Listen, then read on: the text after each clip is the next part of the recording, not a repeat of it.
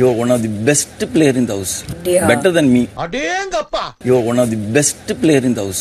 Better than me. இப்படியே உசுப்பேத்தி உடம்ப ரணகலம் ஆக்கிட்டாங்கடா. ஏய் எனக்கு blank ஆயிடுச்சுடா. எனக்கு பிடிச்சிருக்குடா. வெக்கத்தை பாரு ஐயோ வெக்கத்தை பாரு. நான் மெயினா வந்ததே டெஸ்ட் வாங்கிட்டு போறதுக்கு தான். அந்த ஹார்லி குயின் இவங்க தான். புதிய செய்தி ஏதாவது கொண்டு வாடா என்று சொன்னால் இறந்து புதைத்த செய்தியவா கொண்டு வருகிறார். வணக்கம் my dear zone mates, welcome to Safi zone. நான் உங்க ஷாஃபி அண்ட் இன்னைக்கு நம்ம பார்க்க போறது பிக் பாஸ் சீசன் 8 உடைய டே 82 அண்ட் எபிசோட் 83 ஓட ரிவ்யூ தான். வீடியோக்குள்ள போறதுக்கு முன்னாடி யாராவது சப்ஸ்கிரைப் பண்ணி மறக்காம சப்ஸ்கிரைப் பண்ணி சப்போர்ட் பண்ணுங்க. அப்படி பக்கத்துல இருக்க பெல் ஐகானை பிரஸ் பண்ணி ஆல் ஆப்ஷன் கொடுத்தீங்கன்னா நான் போடுற வீடியோ நோட்டிஃபிகேஷன் டான் டைமுக்கு வந்து சேர்ந்துடும். அந்த வீடியோ உங்களுக்கு உண்மையிலேயே பிடிச்சிருந்தா ஒரு லைக்கும் போட்டு சப்போர்ட் பண்ணலாம், தப்பு கிடையாது. உங்களுக்கு கருத்து இருந்துச்சுன்னா கமெண்ட் செக்ஷன்ல போட்டு விடுங்க, நான் போய் பார்த்து படிச்சுக்கிறேன். அப்படியா? சரி. இதுக்கு முன்னாடி ஜாக்லின் சௌந்தர்யாவும் பேசிட்டு இருக்கும்போது ஜாக்லின் சும்மா ஃபன்னுக்கு சொல்லியிருப்பாங்க, மண்டே டு தேர்ஸ்டே வரைக்கும் ஃபேமிலி வந்துட்டு ஒருவேளை ஃப்ரைடே நம்மளுடைய ஃப்ரெண்ட்ஸ் எல்லாம் உள்ள அமுச்சு விட்டா செம்ம ஜாலியா இருக்கும்ல அப்படிங்கிற மாதிரி கேட்டிருப்பாங்க. அப்ப கூட சௌந்தர்யா சொல்லியிருப்பாங்க, என்னோட ஸ்பெஷல் ஃப்ரெண்ட் எல்லாம் உள்ள வந்தா நான் ப்ரொபோஸே பண்ணிருவேன் அப்படிங்கிற மாதிரி.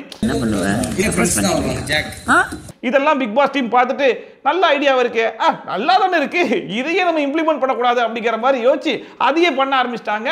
இன்னைக்கு எல்லாருடைய ஃப்ரெண்ட்ஸையும் நாங்க உள்ள அனுப்புறோம் அப்படிங்கிற மாதிரி அனுப்ப ஆரம்பிச்சிட்டாங்க. இன்னைக்கு எபிசோட ஸ்டார்ட் பண்ணும்போது ஏலே ஏலே தோஸ்துடா அப்படிங்கிற பாட்டை போட்டாங்க. அப்பவே எல்லாருக்கும் தெரிஞ்சு போச்சு, சரி ரைட் கண்டிப்பா ஃப்ரெண்ட்ஸ் தான் உள்ள வர போறாங்க அப்படிங்கிற மாதிரி. சோ ஃபர்ஸ்டா பவித்ராவுடைய ஃப்ரெண்டும் அண்ட் பாக்கியலட்சுமி சீரியல்ல நம்ம விஷாலுக்கு தங்கச்சியா நடிச்சிருப்பாங்க இல்லையா, அந்த புள்ளியும் உள்ள வந்துச்சு. ஃபர்ஸ்டா பவித்ராவுடைய ஃப்ரெண்ட் பவித்ரா கிட்ட போயிட்டு எது உன்னை தடுக்குது அப்படிங்கிற மாதிரி கேட்டோன்னே பவித்ரா சொன்னாங்க, நானா தான் இந்த வீட்டுக்குள்ள இருக்கேன், ரொம்ப இயல்பா தான் இருக்கேன், பட் எல்லாருமே உன்னை மாத்திக்கோன்ற மாதிரி சொல்றாங்க. எதை மாத்திக்கிறது தெரியாம ஒரு மாதிரி குழம்பி போயிருக்கேன், இந்த வீட்டுக்குள்ள மனசு விட்டு பேசுறதுக்கு ஒரு ஆளு கூட இல்லாம தவிச்சு போய் கிடக்குறேன் அப்படிங்கிற மாதிரி சொல்லிட்டு வழக்கம் போல கதறி அழுக ஆரம்பிச்சிட்டாங்க. அப்ப பவித்ராவுடைய ஃப்ரெண்ட் பவித்ரா கிட்ட உன் மேல எந்த தப்பும் இல்ல, நீ கேம் சூப்பரா ஆடுற, செம்மையா ஆடுற, எல்லாமே பெர்ஃபெக்ட்டா தான் இருக்குது, பட் இருந்தாலும் என்னன்னா நீ பண்ணக்கூடிய விஷயத்தை நீ வெளியே சொல்லிக்க மாட்ற, மத்தவங்க எல்லாம் சொல்றாங்க பத்தியா, அந்த மாதிரி நீ சொல்லணும் அப்படிங்கிற மாதிரி சொல்லும்போது எனக்கு அந்த மாதிரி பண்றதெல்லாம் சொல்லி காட்டி பழக்கமே இல்ல அப்படிங்கிற மாதிரி சொல்லிட்டு இருந்தாங்க. அண்ட் கடைசியா ஒரு விஷயம் தான் சொன்னாங்க, நீ பண்றது 1 கிலோமீட்டர் தூரத்துக்கு இருக்கு, பட் நீ பேசுறது 1 மில்லிமீட்டர் தான் இருக்கு, சோ அதை மட்டும் கொஞ்சம் மாத்திக்க ட்ரை பண்ணு அப்படிங்கிற மாதிரி ஒரு நல்ல அட்வைஸ் தான் கொடுத்தாங்க. சொல்லி காமிக்க வரவே மாட்டேன், நீ நிறைய பண்ற ஆனா நீ பேசுறது ரொம்ப கம்மி. இன்னொரு பக்கம் விஷால் உள்ள வந்து அந்த தங்கச்சி புள்ள பார்க்கிறது ரொம்ப சின்ன புள்ளையா இருந்துச்சு, இந்த புள்ள பெருசா என்ன சொல்ல போகுது அப்படிங்கிற மாதிரி பார்த்துக்கிட்டு இருக்கும்போது எவ்வளவு மெச்சூர்டா ஹேண்டில் பண்ணிச்சு தெரியுமா. ஒரு விஷயத்தையும் எப்படி பக்குவமா எடுத்து சொல்லணுமோ அந்த மாதிரி சூப்பரா சொல்லிச்சு. ஃபர்ஸ்ட் எடுத்த உடனே எனக்கு ரொம்ப பிடிச்சது உங்களுடைய கேப்டன்சி தான். அந்த கேப்டன்சில வந்து பயாஸ்டா இருக்குதுன்னு சொன்னாங்க பாத்தீங்களா, அது உண்மைதான். அதை தவிர்த்து பார்த்தா ரொம்பவே சூப்பரா பண்ணீங்க அப்படிங்கிற மாதிரி ஒரு பாராட்டோட ஸ்டார்ட் பண்ணி அண்ட் அடுத்ததா விஜய் சேதுபதி உங்களுக்கு வீக்கெண்ட் எபிசோட்ல அட்ரஸ் பண்ணார் பாத்தீங்களா, சௌந்தர்யா மேட்டர். அந்த மேட்டரை நீங்க வந்து சௌந்தர்யா போயிட்டு சாரி சொன்னீங்க, ஓகே, பட் எதுக்காக சாரி சொன்னீங்கன்றது கிளியரா சொல்லவே இல்ல. இந்த விஷயத்துக்காக தான் நான் சாரி சொல்றேன் அப்படிங்கிற மாதிரி கிளியரா போயிட்டு சௌந்தர்யா சொல்லி சாரி கேட்டீங்க அப்படின்னா அதுதான் கரெக்டா இருக்கும் அப்படிங்கிற மாதிரி எடுத்து சொல்லிச்சு. சாரியுமே எந்த விஷயத்துக்காக அப்படிங்கிறது கிளியரா தெரியற மாதிரி தான் நம்ம பண்ணணும். ஆக்சுவலா விஷால் வந்து சௌந்தர்யா பத்தி பேசின விஷயங்கள் எல்லாமே ரொம்ப சென்சிட்டிவான விஷயம் அப்படிங்கிறதுனால விஜய் சேதுபதியே வீக்கெண்ட் எபிசோட் ரொம்ப நாசுக்கா தான் பேசியிருப்பாப்ல. பட் இந்த புள்ள அது ரொம்பவே சூப்பரா ஹேண்டில் பண்ணுச்சு. அதாவது நீ பண்ணது தப்பு அப்படிங்கிற மாதிரி நீ உணர்ந்து போய் சாரி கேட்டதெல்லாம் ஓகே, பட் எதுக்கு சாரி கேட்கறோன்றது அவங்களுக்கும் புரியணும்ல. நான் இதெல்லாம் தான் பேசினா, நான் இப்படி எல்லாம் தான் பேசினேன், இதுக்காக தான் சாரி கேட்கிறேன் அப்படிங்கிற மாதிரி சொல்லி அவங்க சாரி அக்செப்ட் பண்ணாதான் அது ஜஸ்டிஃபை பண்ண மாதிரி இருக்கும். சும்மா போயிட்டு நான் ஒன்னு பண்ணிட்டேன் அதுக்காக சாரின்னு சொல்றதெல்லாம் ஜஸ்டிஃபை பண்ண மாதிரியே இருக்காது. சோ என்ன பண்ணனியோ அதை சொல்லி சாரி கேளு அப்படிங்கிற மாதிரி கேட்டது உண்மையிலே நல்லா இருந்துச்சு. இதுதான் கிளியரா இதான் நடந்துச்சு, யூ நீட் டு அப்பாலஜைஸ் அப்படிங்கிறது தோணுது எனக்கு. விஷால் மேல இந்த ஒரு குற்றச்சாட்டு இருக்குது அப்படின்னா இதை விட பயங்கரமான குற்றச்சாட்டு இருக்குது. அதாவது இந்த சீசன்லயே மிகப்பெரிய என்டர்டெய்னர் அப்படிங்கிற மாதிரி அவரும் சொல்லி பாப்பல. அண்ட் வீட்டுல இருக்கிற எல்லாருமே சேர்ந்து விஷால் வந்து பயங்கரமா என்டர்டெயின்மெண்ட் பண்றான்ற மாதிரி சொல்றாங்களே தவிர்த்து கடைசி வரைக்கும் வெளியிருந்து பாக்குற நாங்க டேய் அப்படி அவ என்னதான்டா பண்ணா கொஞ்சமாச்சு காமிங்களடான்ற மாதிரி கெஞ்சி கதறணும் இல்லையா, அதையுமே அந்த புள்ள போயிட்டு ரொம்ப கிளியரா சொல்லிச்சு. அதாவது என்டர்டெய்னர் சொல்லிட்டு நீங்களும் கூட இருக்கவங்களும் சொல்றாங்களே தவிர்த்து வெளியே இருக்கிற மக்களுக்கு அது தெரியவே இல்லை. நீங்க பண்ணக்கூடிய என்டர்டெயின்மெண்ட் முழுக்க வீட்டில் இருக்கவங்களுக்கு மட்டும் தான் கிடைக்குது, வெளியே இருக்கிற மக்களுக்கு கிடைக்கிற மாதிரி நீங்க என்டர்டெயின்மெண்ட் பண்றதுக்கு ட்ரை பண்ணுங்க அப்படிங்கிற மாதிரி அதையுமே ரொம்ப கிளியரா சொல்லிச்சு. மக்களையும் என்டர்டெயின் பண்ணணும் அப்படிங்கிறது உங்களோட இதுவா இருந்தா அதை நீங்க சரியா பண்ணல அப்படின்னு நான் சொல்றேன். விஷால் பண்ணக்கூடிய மூணாவது விஷயம் என்ன அப்படின்னு சொல்லி பாத்தீங்கன்னா, இந்த வீட்டுக்குள்ள ஃப்ரெண்ட்ஷிப் அப்படிங்கிற ஒரு பாண்டை கிரியேட் பண்ணி அவங்க எல்லாரையுமே ஒரு ஷெல்லா யூஸ் பண்ணி அதுக்கு பின்னாடியே ஒளிஞ்சு வாழ்ந்துகிட்டு இருந்தாப்ல. அதையுமே இந்த பிள்ளை ரொம்ப கிளியரா சொல்லிச்சு. இந்த ஃப்ரெண்ட்ஷிப் கேங் இதெல்லாம் வெளியே வந்து பார்த்துக்கலாம். இந்த வீட்டுக்குள்ள எதுக்காக வந்திருக்கீங்க? கேம் விளையாட. அதுக்கான இண்டிவிஜுவல் கேமை மட்டும் கிளியரா ஆட ட்ரை பண்ணுங்க அப்படிங்கிற மாதிரி சொல்லிருச்சு. தயவு செஞ்சு கேம்ல கான்சென்ட்ரேட் பண்ணி விளையாடுங்க. ஒரு பக்கம் இந்த புள்ள விஷால் பண்ணக்கூடிய எல்லா தப்பையும் எவ்வளவு பக்குவமா எடுத்து சொல்லி திருத்த முடியுமோ அந்த அளவுக்கு ரொம்ப பக்குவமா எடுத்து சொல்லிட்டு இருக்கு. இன்னொரு பக்கம் பார்த்தா பவித்ராவுடைய ஃப்ரெண்டு, நாங்க ஒரு மோட்டிவேஷனல் ஸ்பீக்கர்ரா, இப்ப பாடுறா என் பேச்ச, நான் பேசியே உன்னை ஜெயிக்க வைக்கிறேன் பாடுறா, நான் பேசியே உன்னை மோட்டிவேட் பண்றேன் பாடுறா அப்படின்னு சொல்லிட்டு கத்துறாங்க, கதறாங்க, என்னென்னமோ பண்ணி பாக்குறாங்க. ஆனாலும் பவித்ரா அதை உட்காந்து பொறுமையா கேட்காம அப்பயும் கதறி கதறி அழுதுகிட்டு தான் இருந்தாங்க. பவித்ரா மாதிரியும் கேம் விளையாடி ஜெயிக்கலாம். பிக் பாஸ் வீட்டுக்குள்ள யாராவே இருந்துட்டு போட்டுமே ஒரு ஸ்டேஜுக்கு மேல கண்டிப்பா எமோஷனல் டேமேஜ் ஆகி அழுகதான் செய்வாங்க, கதறதான் செய்வாங்க, அதெல்லாம் நடக்கத்தான் செய்யும், இல்லைன்னு சொல்லல. பட் ஆனா ஆரம்பத்துல இருந்து கடைசி வரைக்கும் நான் எமோஷனல் டேமேஜ் மட்டும் ஆகி நான் அழுதுட்டு மட்டுமே இருப்பேன் அப்படின்னு சொல்லி சொன்னா என்ன செய்ய முடியும்? அந்த மாதிரி தான் பவித்ரா ஒரு கேம் வந்து பிளே பண்ணிருக்காங்க. ஸோ இப்படிப்பட்ட பிளேயர் வந்து பிக் பாஸுக்கு ஃபிட்டான ஒரு ஆள் கிடையாதோ, சம்பந்தம் இல்லாம பவித்ராலாம் பிக் பாஸ் வீட்டுக்குள்ள பிடிச்சி போட்டாங்களோ அப்படிங்கிற ஒரு எண்ணத்தை தான் கிரியேட் பண்ணுது.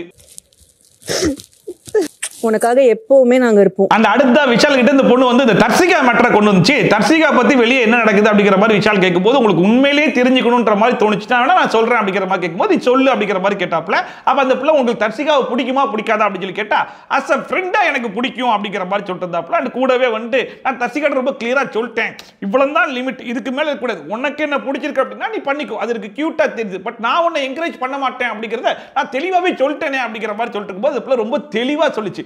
ஒருத்தங்களை வந்து ஸ்டாப் பண்ணணும் அப்படின்னா அந்த இடத்துல அப்பவே ஸ்டாப் பண்ணிட்டு இதுக்கான இடம் கிடையாது, நம்ம வெளியே போய் பார்த்துக்கலாம் அப்படிங்கிற மாதிரி நீங்க நிப்பாட்டி இருக்கணும். ஆனா நீங்க என்ன தெரியுமா பண்ணிட்டீங்க?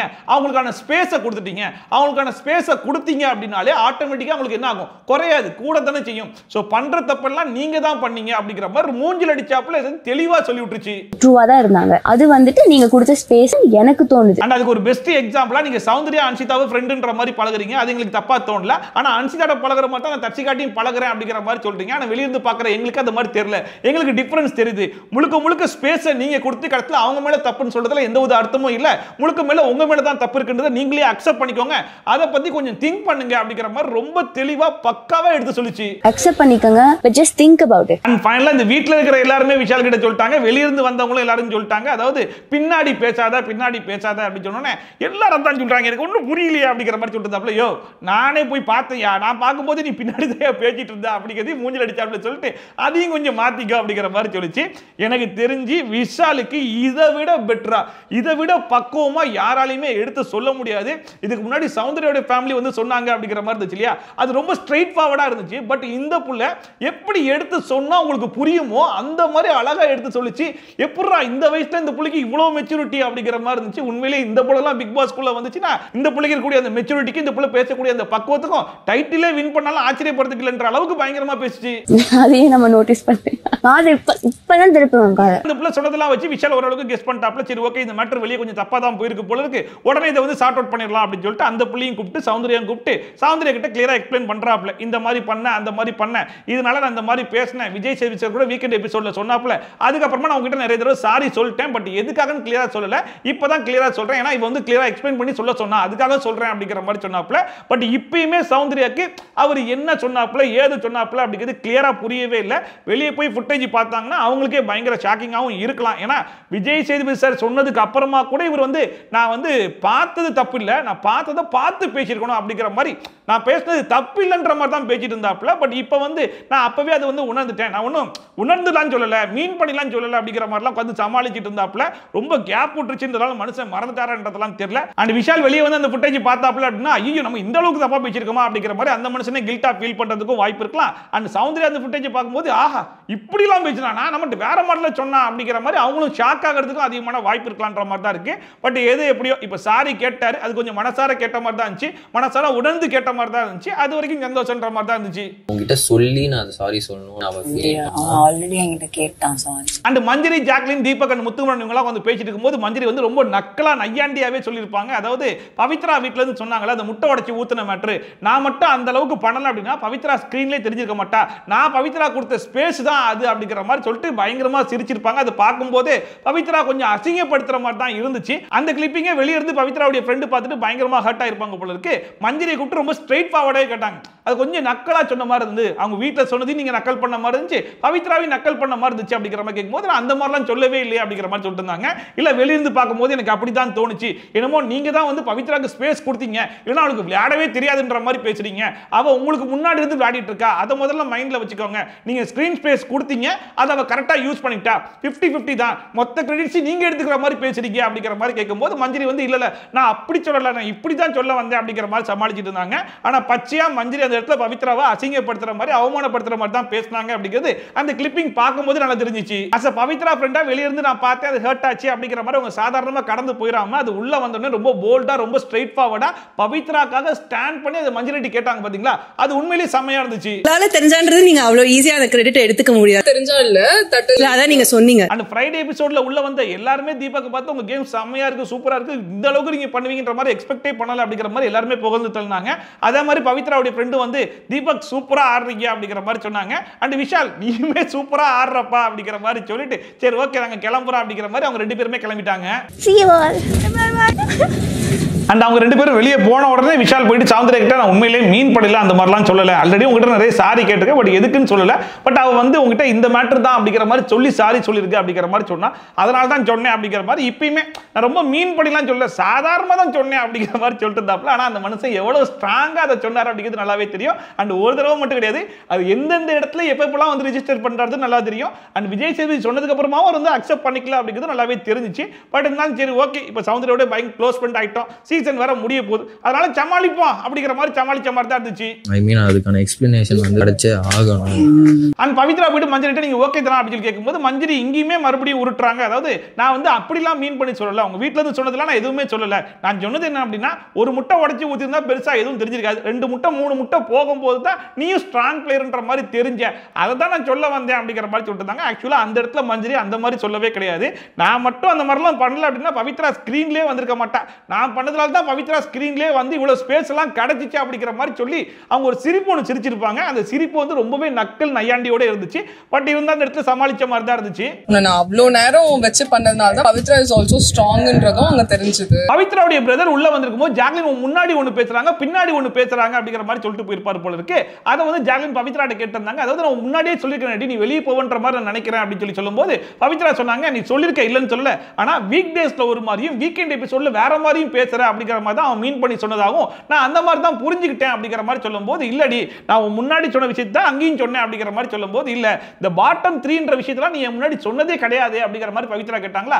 பாட்டம் 3 சொன்னது கிடையாதா, வீக்கெண்ட் எபிசோட்ல யார் வெளியே போவாங்கன்னு சொல்லி கேட்கும்போது ஓம் பேர் தான் சொன்னேன், அதுதானே பாட்டம் 3 அப்படிங்கிற மாதிரி ஜாக்லின் சொல்லிட்டு இருந்தாங்க, மஞ்சரின்னு சொல்லிட்டு இருந்தாங்களா. அது பவித்ரா சொன்னாங்க இங்க பாருங்க உங்களுக்கு அப்படி ஒரு புரிதல் இருந்தா நீங்க அப்படி வச்சுக்கோங்க, பட் என்ன பொறுத்த வரைக்கும் வீக் டேஸ்ல நீங்க அந்த மாதிரிலாம் பேசுற மாதிரி தெரியல, வீக்கெண்ட் எபிசோட் வந்தா வேற மாதிரி பேசுற மாதிரி தான் எனக்கு தோணுது, அதுதான் என்னுடைய புரிதல் அப்படிங்கிற மாதிரி சொன்ன உடனே மஞ்சரி சரி விடு விடு அவளுக்கு அப்படி புரிஞ்சா அப்படியே இருக்கட்டும் அப்படிங்கிற மாதிரி 2 பேரும் விட்டுட்டாங்க. உங்க மனசுல எப்படி ஒண்ணு தோணா அந்த மாதிரி என் மனசுல அன்னைக்கு தோணு. ஓகே விடு. இன்னொரு பக்கம் சௌந்தர்யா இவங்களே 4 பேர் சேர்ந்து டிஸ்கஸ் பண்ணிப்பாங்களா, இவங்க 4 பேர் ஸ்ட்ராங் பிளேயர்ன்ற மாதிரி அவங்களே சொல்லிப்பாங்களா, இவங்களே போயிட்டு ஃபைனல்ஸ் வின் பண்ணிப்பாங்களா, அப்ப நம்மலாம் எதுக்கு இருக்கோம், நம்மலாம் வெளியே கிளம்பிடலாமா அப்படிங்கிற மாதிரி அவங்க ஒரு பக்கம் புலம்பிட்டு இருக்காங்க. 4 பேர் ஸ்ட்ராங் பிளேயர்ஸ் அப்ப மத்தவங்க எல்லாம் நீங்க வெளிய அனுப்பிச்சிருவீங்களா? இந்த இடத்துல சௌந்தர்யா சொல்லக்கூடிய அந்த 4 பேர் யாரு அப்படின்னு சொல்லி பாத்தீங்கன்னா முத்து, தீபக், ஜாக்லின் அண்ட் மஞ்சரி இவங்க 4 பேர் தான். இப்போ ரீசன்ட் டைம்ஸ்ல பாத்தீங்க அப்படின்னா இவங்க 4 பேர் ஒண்ணா தான் உட்கார்ந்து அதிகமான டிஸ்கஷன் வந்து பண்ணிட்டு இருக்காங்க. ஈவன் கேம்ஸ் வந்தா கூட இவங்க 4 பேர் சேர்ந்து தான் ஒரு கேம் வந்து ப்ளே பண்றாங்க. ஈவன் ஸ்ட்ராங் பிளேயர் யாரு அப்படிங்கிற மாதிரி கேட்டா கூட இவங்க 4 பேர் மாறி மாறி இவங்க 4 பேரே சொல்லிக்கிறாங்க இல்லையா. சோ இவங்களுக்குள்ளேயே இவங்களே ஸ்ட்ராங் பிளேயர்ன்ற மாதிரி பேசிக்கிறாங்க. அவங்க பேசுறது மட்டும் இல்லாம நம்மளையும் நம்ப வச்சிருவாங்க போலயே அப்படிங்கிற மாதிரி புலம்புற மாதிரி தான் இருந்துச்சு. இந்த தாண்டி இந்த கப்பி இன்னொருத்தர் கையில போகும்போது நிஜமாவே ஹாப்பியா ஃபீல் பண்ணுவேன்னா உன் கையில தான். அப்புறமா அடுத்த பாட்டை வந்து ப்ளே பண்ணாங்க. யாரா இப்ப வர போறா அப்படின்னு சொல்லி பார்த்தா விஷ்ணு அண்ட் சிங்கம் அப்படின்னு சொல்லிட்டு 2 பேர் உள்ள வந்தாங்க. விஷ்ணு உள்ள வந்தோடனே நேரா போயிட்டு சௌந்தர்யா பிடிச்சி கட்டி பிடிச்சாப்ல, இன்னொரு பக்கம் சிங்கம் போயிட்டு தீபக் கட்டி பிடிச்சி கதறி கதறி அழுறாப்ல. அதை பார்க்கும்போது அவருடைய ஃபேமிலி மெம்பர்ஸ் உள்ள வந்திருக்கும் போது கூட மனுஷன் இந்த அளவுக்கு எமோஷனல் ஆகலையே, பட் ஒரு ஃப்ரெண்டை பார்க்கும்போது இந்த அளவுக்கு எமோஷனல் ஆகுறாரே அப்படிங்கிற மாதிரி நமக்கே தோணுச்சு. கண்டிப்பா அவங்க ஃபேமிலியும் பார்த்துருப்பாங்க. வா வா உன்னை வச்சுக்கிறேன் வா, நாங்க வரும்போது கொடுக்காத ரியாக்ஷன்லாம் ஃப்ரெண்டு வரும்போது கொடுக்குறியா அப்படிங்கிற மாதிரி யோசிச்சுட்டு இருப்பாங்க போல இருக்கு. விஷ்ணு உள்ள போகும்போதே மறுபடியும் இந்த கோகாங்க ஒன்னா சேர்த்து விட்டுறணும் அப்படிங்கிற மாதிரி நினைச்சிட்டு தான் உள்ள போயிருப்பாரு போல இருக்கு. உள்ள போன உடனே ஃபர்ஸ்ட் ஃபர்ஸ்ட் சௌந்தர்யாவும் ஜாக்லின் நிக்க வச்சுட்டு உங்க ரெண்டு பேருக்கு என்ன பிரச்சனை, நீங்க நினைக்கிற மாதிரி ஒண்ணுமே கிடையாது, வெளியே வந்து பாத்தீங்கன்னா நீங்களே சிரிப்பீங்க, ஒண்ணும் கிடையாது அப்படிங்கிற மாதிரி அவங்க ரெண்டு பேரும் கிளியர் பண்ணி விட்டாப்ல. அண்ட் அடுத்த ரயன், நீ எங்கடா சம்பந்தமே இல்லாம பயந்துட்டு இருக்க, அந்த மாதிரி எதுவுமே கிடையாதுடா, உங்க வீட்ல இருந்து சொன்ன விஷயத்துல நீ மண்டையிலே ஏத்துக்காத, இதுக்கு முன்னாடி ஒரு கேம் ஆடிட்டு இருந்த பத்தியா, அந்த கேமை சேர்ந்து விளையாட ஆரம்பியா அப்படிங்கிற மாதிரி ரயனுக்குமே பூஸ்ட் அப் கொடுத்துட்டு இருந்தாப்ல. வந்து எதை வச்சு கன்ஃபியூஸ் ஆயிருக்கீங்க தெரியுது, புரியுது, ஆனா அது ஒண்ணுமே இல்ல. அண்ட் விஷ்ணு தான் லாஸ்ட் சீசனோட டிக்கெட் டு ஃபினாலே வந்து வின் பண்ணியிருந்தாப்ல. சோ அந்த மனுஷங்கிட்ட அடுத்த வாரம் டிக்கெட் டு ஃபினாலே வருது, ஏதாச்சும் டிப்ஸ் இருந்தா கொடுப்பா அப்படிங்கிற மாதிரி சொன்ன உடனே அவர் அவருடைய எக்ஸ்பீரியன்ஸ்லாம் எடுத்து ஷேர் பண்ணாப்ல, இந்த மாதிரி விளையாடுங்க அந்த மாதிரி விளையாடுங்க அப்படிங்கிற மாதிரிலாம் சொல்லிட்டு கண்டிப்பா டாஸ்க் பீஸ்ட் ரயன் தான் அந்த டிக்கெட் டு ஃபினாலே வின் பண்றதுக்கு அதிகமான சான்ஸ் இருக்கு அப்படிங்கிற மாதிரி சொன்னாப்ல. அதை பார்க்கும்போது உண்மையா சொன்னாப்லையா இல்ல கலாய்ச்சாப்லையான்னு தெரியல அப்படிங்கிற மாதிரி இருந்துச்சு. அண்ட் அடுத்த நீங்க எல்லாரும் ஒரு பக்கம் ஒரு கேம் ஆடிட்டு இருக்கீங்க, ஆனா ஒருத்தன் மட்டும் தனியா ஒரு கேம் ஆடிட்டு இருக்கான், கொஞ்சம் கவனமா இருக்கடா அப்படிங்கிற மாதிரி சொல்லிட்டு இருந்தாப்ல. யாரை சொல்றாருன்னு சொல்லி பார்த்தா ராணவ. இதுல வேற அவன் ஏஆர்எம் சொல்லிட்டு மந்திரம்லாம் ஓதிக்கிட்டு இருக்கான், அந்த கணக்குப்படி அவன் தான் ஜெயிப்பான்ற மாதிரி அவனே நம்பிக்கிட்டு இருக்கான். அண்ட் நீங்க எல்லாரும் செய்யறதெல்லாம் பார்க்கும்போது அவனை ஜெயிக்க வச்சிருவீங்க போல இருக்கு, கொஞ்சம் உஷாரா இருக்கடா அப்படிங்கிற மாதிரி டிப்ஸையும் சேர்த்தே கொடுத்தாப்ல. ஒருத்த மட்டும் அப்படி நடப்பான், எல்லாரும் யாரை பாப்பீங்க, சரி எல்லாரையும் பத்தி சொல்லிட்டீங்க, சௌந்தர்யா பத்தி சொல்லுங்க அப்படிங்கிற மாதிரி கேட்கும்போது சௌந்தர்யா வந்து ரொம்ப ராவா ரியலா இருக்கா அப்படிங்கிற மாதிரி சொல்லிட்டு சௌந்தர்யா இந்த சீசன்ல உங்க எல்லாருக்கும் கிடைச்ச கிஃப்ட் அப்படிங்கிற மாதிரி சொன்னாப்ல. சவுண்ட் வந்து இந்த வீட்ல ரா ரியல். அன்னைக்கு பக்கம் தீபக்குடைய ஃப்ரெண்ட் தீபக் கிட்ட நீ கேப்டன்சில பண்ண பத்தியா செம்மையா இருந்துச்சு, சூப்பரா இருந்துச்சு அப்படிங்கிற மாதிரி சொல்லிட்டு அந்த லெவல் ஆஃப் கிரியேட்டிவிட்டியை மத்த கேம்லயும் காட்டுறதுக்கு ட்ரை பண்ணு அப்படிங்கிற மாதிரி சூப்பரான அட்வைஸ் வந்து கொடுத்திருந்தாப்ல. ஒரு ஸ்ட்ராட்டஜி செட் பண்ணிட்டேன் கேப்டன்ஷிப்புக்கு. இன்னொரு பக்கம் விஷ்ணு போயிட்டு சௌந்தர்யா கிட்ட நீ செம்மையா விளையாடுற, வேற லெவல்ல விளையாடுற, சூப்பரா விளையாடுற, கரெக்டான ட்ராக்ல போயிட்டு இருக்க, என்ன விட நீ செம்மையா விளையாடுறனா பாத்துக்கோவேன் அப்படிங்கிற மாதிரி பயங்கரமா புகழ்ந்து தள்ளினாப்ல. அண்ட் கூடவே நீ யோசிக்கிறதெல்லாம் கரெக்ட், நீ பேசுறதெல்லாம் கரெக்ட், நீ பண்றதெல்லாம் கரெக்ட், நீ கரெக்டான ட்ராக்ல தான் போயிட்டு இருக்க, அதே ட்ராக்ல அப்படியே போ அப்படிங்கிற மாதிரி சொல்லிட்டு இருந்தாப்ல. அதை பார்க்கும்போது 2 நாளைக்கு முன்னாடி தான் அவங்க அப்பா அம்மா எல்லாம் வந்து கரெக்டான அட்வைஸ் எல்லாம் கொடுத்துட்டு போனாங்க. ஆனா மனுஷன் வந்து சரி ஓகே அவங்க அப்படி பேசிட்டாங்க, நம்ம கொஞ்சம் மோட்டிவேட் பண்ணி வைப்போம் அப்படிங்கிறதுக்காக மோட்டிவேட் பண்ணிட்டு போனாரோன்ற மாதிரி தான் இருந்துச்சு. You one of the best player in the house, better than me. And Soundarya already Jacqueline கிட்ட சொல்லியிருந்தாங்க, என் ஸ்பெஷல் ஃப்ரெண்ட் மட்டும் உள்ள வந்தா அப்படின்னா நான் ப்ரொபோஸே பண்ணிடுவேன் அப்படின்னு சொல்லிட்டு ஸோ அதுக்கான ப்ரிப்பரேஷனை ஸ்டார்ட் பண்ண ஆரம்பிச்சிட்டாங்க. அப்போ ஜெப்ரி கூப்பிட்டு சொன்னாங்க, பாரு எதுவாக இருந்தாலும் உங்க அப்பாட்ட கேட்டுட்டு தானே பண்ணுவேன்னு சொல்லி போ முதல்ல அப்பாட்ட போய் பெர்மிஷன் கேளு அப்படிங்கிற மாதிரி அனுப்பிச்சு விட்டோன்னே நேராக கேமரா கிட்ட போயிட்டு அப்பா உங்களுக்கு ஆல்ரெடி தெரியும் எனக்கு விஷ்ணு வந்து பிடிக்கும்னு சொல்லிட்டு, பட் இருந்தாலும் இந்த சிச்சுவேஷனை யூஸ் பண்ணி நான் ப்ரொபோஸ் பண்ண போறேன், உங்ககிட்ட நான் பெர்மிஷன் கேட்கிறேன், எனக்கு கொஞ்சம் ஆசீர்வாதம் பண்ணுங்க அப்படிங்கிற மாதிரி கேட்டுட்டு பிளெஸிங் நான் வாங்கிட்டு போய் நான் என்னோட காதலை போய் நான் சொல்ல போறேன். அண்ட் விஷால் வந்து நான் ரெடி பண்ணி கொடுக்குறேன், உனக்காக நான் பண்ணாம வேற யாரு பண்ணுவா அப்படிங்கிற மாதிரி அந்த மனுஷன் அந்த தட்டில் போட்டு will you marry me அப்படிங்கிற மாதிரி ரெடி பண்ண ஆரம்பிச்சிட்டாப்ல. அண்ட் ஒரு பக்கம் அருண் நான் பாத்துக்கிறேன், விஷ்ணு வெளியே தனியாக கூட்டு போய் நான் ஓரமா நிக்க வச்சிடறேன் அப்படின்னு சொல்லிட்டு அவர் கூட்டு போய் விஷ்ணு ஓரமா நிக்க வச்சுட்டு ஒருவேளை எல்லா ப்ரிப்பரேஷன் ரெடி ஆனதுக்கு அப்புறமா எல்லாரும் மொத்தமா ஒண்ணு கூடி பின்னாடி தட்டை ஒளிச்சு வச்சுட்டே இருந்தாங்களா, என்னன்னு சொல்லி கேட்டிருந்தாப்ல. விஷ்ணு புலிக்குழம்பு அப்படிங்கிற மாதிரி சொன்னோட மனசுனே பதறிட்டாப்ல. கடைசியில் பார்த்தா will you marry me அப்படிங்கிற மாதிரி எழுதி ப்ரொபோஸ்லாம் வந்து பண்ணாங்க. பிக் பாஸ் ஹிஸ்டரியில எவனும் பண்ணாத ஒரு ஹிஸ்டரி இவங்க கிரியேட் பண்ணிட்டாங்கடா அப்படிங்கிற மாதிரி இருந்துச்சு. அண்ட் விஷ்ணு இது வந்து எதிர்பார்த்தாரா இல்ல எதிர்பார்க்காம தான் நடந்துச்சா அப்படிங்கிறது தெரியல. ஆனா ஆல்ரெடி வந்து லைவ்ல வந்து சொல்லிட்டாங்க, ஒன்னு எபிசோட்ல கூட டெலிகாஸ்ட் பண்ணிட்டாங்க, என் ஸ்பெஷல் ஃப்ரெண்ட் உள்ள வந்தாருன்னா நான் ப்ரொபோஸ் பண்ணுவேன் அப்படின்னு சொல்லிட்டு. பட் மனுஷன் வந்து பயங்கரமா ஷாக் ஆகி என்ன பேச்சனே தெரியாம சரி ரைட் எனக்கும் பிடிக்கும் தான் இல்லைன்னு சொல்ல மாட்டேன், இருந்தாலும் உங்க அப்பா என்ன சொல்லுவாங்க எனக்கு ஒன்றும் தெரியலையே, நான் தானே ட்ரெஸ் எல்லாம் வாங்க போவேன், எனக்கு ஒரு மாதிரி இருக்காதா அப்படிங்கிற மாதிரி மனுஷன் வழக்கம் போல புலம்பிட்டு இருந்தாப்ல. அது பயங்கர காமெடியா இருந்துச்சு. எனக்கு பிளாங்க் ஆயிடுறாங்க. பட் எது எப்படியோ இது வரைக்கும் மொத்தமா ஒரு 8 சீசன் பார்த்துட்டோம். இந்த 8 சீசன்ல உள்ள இருந்து பல பேர் லவ் பண்ணி பார்த்திருக்கோம், நிறைய லவ் கண்டென்ட்லாம் கொடுத்து பார்த்திருக்கோம். அண்ட் உள்ள இருந்து வெளியே போயிட்டு அமீர் அண்ட் பாவனி இவங்க 2 பேர் தான் இப்போதைக்கு ஒண்ணா இருக்காங்கன்ற மாதிரி தெரியுது. வேற யாருமே பெருசா அந்த லவ் வந்து சீரியஸா எடுத்துக்கிட்ட மாதிரியும் தெரியல. பட் அதுக்கு அடுத்தபடியா இந்த சீசன்ல ஒரு லவ் ப்ரொபோசல் நடந்திருக்கு அப்படிங்கிற ஒரு ஹிஸ்டரி வந்து கிரியேட் பண்ணிருக்காங்க. அது ரொம்பவே நல்லா இருந்துச்சு. அதுக்கப்புறமா எல்லாருமா சேர்ந்து பாட்டு பாட அதுக்கு ஒரு ரொமான்டிக் டான்ஸ் ஆடன்னு சொல்லிட்டு ஒரு சூப்பரான மெமரிஸை வந்து கிரியேட் பண்ணிட்டாங்க. பிடிச்சிருக்குதா? அண்ட் லவ் ப்ரொபோசல் சீன்லாம் சக்சஸ்ஃபுல்லா முடிஞ்சதுக்கு அப்புறம் விஷ்ணு பிக் பாஸ் கிட்ட பிக் பாஸ் ஏதாவது ட்ரிம் பண்ண முடிஞ்சா ட்ரிம் பண்ணிக்க பிக் பாஸ் அப்படிங்கிற மாதிரிலாம் கேட்டிருந்தாப்ல.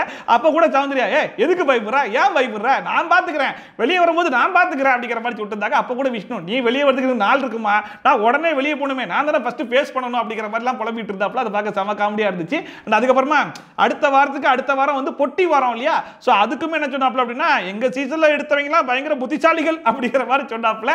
அதுலயுமே ஒரு உள்குத்து இருக்குதோ அப்படிங்கிற மாதிரி தான் தோணுச்சு. ஏன்னா விஷ்ணுக்கு ரொம்ப பிடிச்சவங்க தான் போன வாட்டி பொட்டியும் எடுத்தது. எங்க சீசன் பார்த்திருப்பீங்க, எங்க சீசன் புத்திசாலிங்க.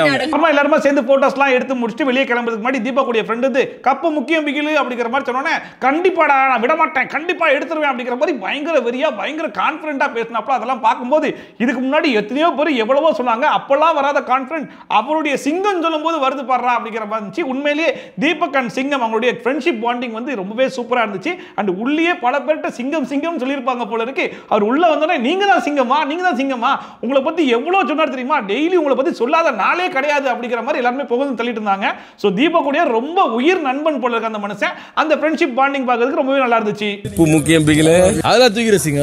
அடுத்த பாட்டை போட்ட உடனே யார் உள்ள வர போறாங்க அப்படிங்கிறது ஓரளவுக்கு எல்லாருக்குமே தெரிஞ்சு போச்சு. அருணுமே ப்ரிப்பேர்டா மண்டையெல்லாம் ரெடி பண்ணிட்டு அங்கேருந்து கிளம்பி வந்தாப்ல. கதவு திறந்த உடனே அர்ச்சனா தான் அங்கேருந்து வந்தாங்க. அர்ச்சனா பார்த்தோன்னே எல்லாரும் அப்படின்னு சொல்லி சாக்கா வாங்கி சொல்லி பார்த்தா எவனுமே கண்டுக்கல. அர்ச்சனா அவங்க பாட்டு வந்துட்டு அருணை கட்டி பிடிச்சிருந்தாங்க. கூடவே வந்து ஈரோடு மகேஷும் உள்ள வந்திருந்தாப்ல. அதை பார்க்கும்போது இவர் யாரையா வந்து மோட்டிவேட் பண்றதுக்காக வந்திருக்காப்ல, யாருக்கு சப்போர்ட் பண்றதுக்காக வந்திருக்காரு அப்படிங்கிற மாதிரி இருந்துச்சு. இல்ல ஷூட் முடிஞ்சு சும்மா தான் இருக்கீங்க, உள்ள போங்க, யார் யாரெல்லாம் கையில கிடைக்கிறாங்களோ எல்லாத்தையும் உள்ள அமுச்சு விடுவோம் அப்படிங்கிற மாதிரி அமைச்சிட்டாங்களான்னு தெரியல. அண்ட் அவர்கிட்ட கேட்டா நான் எல்லாருக்கும் சப்போர்ட் பண்றதுக்காக வந்திருக்கேன் அப்படிங்கிற மாதிரி வேற சொல்லிட்டு இருந்தாப்ல. அண்ட் இதுல அருண் வேற எங்க அப்பாவுக்கு வந்து ஈரோடு மகேஷ் ரொம்ப க்ளோஸ், அதனால அவருமே எனக்கு தான் சப்போர்ட் பண்றதுக்காக வந்திருக்கேன்ற மாதிரி நினைச்சிட்டு இருந்தேன் அப்படிங்கிற மாதிரி சொன்னாப்ல. அது பார்க்கும்போது ஒருவேளை அப்படி இருக்கலாமோ அப்படிங்கிற மாதிரியும் தோணுச்சு. அப்புறமா அர்ச்சனாவும் அருணும் பேசிட்டு இருக்கும்போது ஐம் சூப்பர் ப்ரௌட் அப்படிங்கிற மாதிரி சொன்னாங்க. அண்ட் நானாச்சு 80 days தான் இருந்தேன், நீ வந்து 83 days இருந்துட்ட அப்படிங்கிற மாதிரி அருண் சொல்லும்போது 91 days இப்பவே கன்ஃபார்ம் அப்படிங்கிற மாதிரி அவர் சொல்லிட்டு இருந்தாப்ல. எனிவே பெட்ல நீ ஜெயிச்சிட்ட அப்படிங்கிற மாதிரி சொல்லிட்டாங்க. அதாவது ரெண்டு பேர்ல யார் அதிகமான நாட்கள் இந்த பிக் பாஸ் வீட்ல இருக்காங்கன்ற மாதிரி பெட்லாம் கட்டியிருப்பாங்க போல இருக்கு. அதுல வந்து அருண் ஜெயிச்சிட்டார் அப்படிங்கிற மாதிரி சொல்லிட்டு இருந்தாங்க. அண்ட் முக்கியமா இன்னைக்கு நான் எதுக்காக வந்திருக்கேன் தெரியுமா, இன்னைக்கு நான் வந்து மதுரைக்கு போறேன் ஃப்ளைட்ல, மூவி ஷூட்டுக்காக போறேன். அந்த மூவி ஷூட்டுக்கு போறதுக்கு முன்னாடி உங்ககிட்ட ஆசீர்வாதம் வாங்கிட்டு போகணுன்றதுக்காக தான் வந்திருக்கேன்னு சொல்லிட்டு காலில் விழுந்து ஆசீர்வாதம்லாம் வாங்கினாங்க. அண்ட் அப்புறமா மாத்தி மாத்தி நான் உன்னை எவ்வளவு மிஸ் பண்றேன் தெரியுமா, நான் உன்னை எவ்வளவு மிஸ் பண்றேன் தெரியுமா அப்படிங்கிற மாதிரி மாறி மாறி கொஞ்சிட்டு இருந்தாங்க. சரி right, I just feel like no I have to be there for you. இதெல்லாம் நமக்கு தேவையில்லை அப்படின்னு சொல்லிட்டு நம்ம ஈரோடு மகேஷ் பக்கம் போலாம் அப்படின்னு சொல்லி பார்த்தா அவர் கேபிஐ காமெடி எல்லாம் போட்டு பயங்கரமா ஃபன் பண்றதாப்ல. எல்லாரும் சீரியஸா பார்த்துட்டு இருந்தாங்க, எப்ப காமெடி பண்ணுவார் அப்படிங்கிற மாதிரி வழக்கம் போல பார்த்துட்டு இருந்தாங்க. அந்த மனுஷன் மோட்டிவேஷன் நல்லா பண்ணுவாப்ல, உண்மையில நம்மளே பாராட்டலாம். பட் காமெடின்னு வரும்போது இது எங்க இருக்குன்னு தேடுற அளவுக்கு தானே இருக்கும். அப்படிப்பட்ட காமெடிகள் நிறைய பண்ணிட்டு இருந்தாப்ல. ஒரு நாகரிகம் இருக்கு, ஒரு அளவு வரைக்கும் பார்க்கலாம், அப்புறம் திரும்பி இருக்கணும். அப்புறம் அருண் வந்து அர்ச்சனா கிட்ட எனக்கு ஏதாச்சும் அட்வைஸ் இருந்தா சொல்லுங்க அப்படிங்கிற மாதிரி கேட்க, அதுக்கு அர்ச்சனா வந்து எந்த அட்வைஸும் தேவையில்லை, நீ சூப்பரா இருக்க, செம்மையா இருக்க அப்படிங்கிற மாதிரி புகழ்ந்துட்டு இருந்தாங்க. அண்ட் கூடவே இந்த கோவத்தை மட்டும் கொஞ்சம் குறைச்சிக்கிட்டா நல்லா இருக்கும், ஃபன்னு ஜாலியா இருக்க பத்தியா அதை கொஞ்சம் அதிகமா காட்டு, அதெல்லாம் பார்த்தா நான் ரொம்ப ரசிக்கிறேன், ரொம்ப சிரிக்கிறேன் அப்படிங்கிற மாதிரிலாம் சொல்லிட்டு இருந்தாங்க. அந்த ஃபன் சைடு இருக்குல்ல, அவனே சிரிச்சு சிரிச்சு செத்துட்டேன் நானு. ஆல்ரெடி சொன்ன மாதிரி தான் இன்னைக்கு வீட்டுக்குள்ள வந்த எல்லாருமே தீபக் வந்து செம்மையா விளையாடுறாரு, சூப்பரா விளையாடுறாருன்னு சொல்லிட்டு எல்லாருமே வந்து புகழ்ந்து தள்ளிட்டு போயிட்டாங்க. அதே மாதிரி ஈரோடு மகேஷுமே வந்து சொன்னாப்ல, அதாவது தீபக் இவ்வளவு நாள் இருப்பான்ற மாதிரி நான் எக்ஸ்பெக்டே பண்ணல, செம்மையா விளையாடுறீங்க, சூப்பரா விளையாடுறீங்க அப்படிங்கிற மாதிரி சொல்லிட்டு அப்படியே திரும்பி பார்த்தா அவங்க ரெண்டு பேரும் இன்னும் பேசிக்கிட்டு தான் கடைசி வரைக்கும் உள்ள வர மாதிரி தெரியல. Of course it is. ரொம்ப இன்ட்ரெஸ்டிங்கா போயிட்டு இருக்கேன், போரே இல்லாம. அருண் வந்து நான் பண்ணதுலயே எந்த டாஸ்க் வந்து சூப்பரா பண்ணேன் அப்படிங்கிற மாதிரி அர்ச்சனா கிட்ட கேட்க, அதுக்கு அர்ச்சனா வந்து வைஸ் பிரின்சிபலா நல்லா பண்ணீங்க, பட் இருந்தாலும் அப்படிங்கிற மாதிரி ஒரு ஓவர் பெர்ஃபார்மன்ஸ் ஒன்று பட்டுருந்தாங்க. ஏமா மூஞ்சி வந்து சைடு ஆகுது அப்படின்னு சொல்லி பார்த்தா வர்ஷினி கிரஷ்ன்னு சொல்லி சொல்லிட்டாங்க இல்லையா, அதை எடுத்து சொல்ல மாட்டாங்க. அது அருணுக்கும் புரியுது, பட் இருந்தாலும் அவரும் நான் என்ன பண்ணேன், நான் நல்லா தானே பண்ணேன் அப்படிங்கிற மாதிரி ரெண்டு பேரும் மாறி மாறி கொஞ்சம் பார்க்கும்போது கொஞ்சம் கிரிஞ்சா தான் போயிட்டு இருந்துச்சு. அதுக்கப்புறமா அந்த டாபிக்ல இருந்து அப்படியே கடந்து இதுக்கப்புறம் டிக்கெட் டு ஃபினாலே வெறித்தனமா ஆடுவேன், சூப்பரா ஆடுவேன் அப்படிங்கிற மாதிரி பேசிட்டு இருக்கும்போது அடே வரீங்களா இல்லையாடா வாங்கடா அப்படிங்கிற மாதிரி கூப்பிட்டாங்க.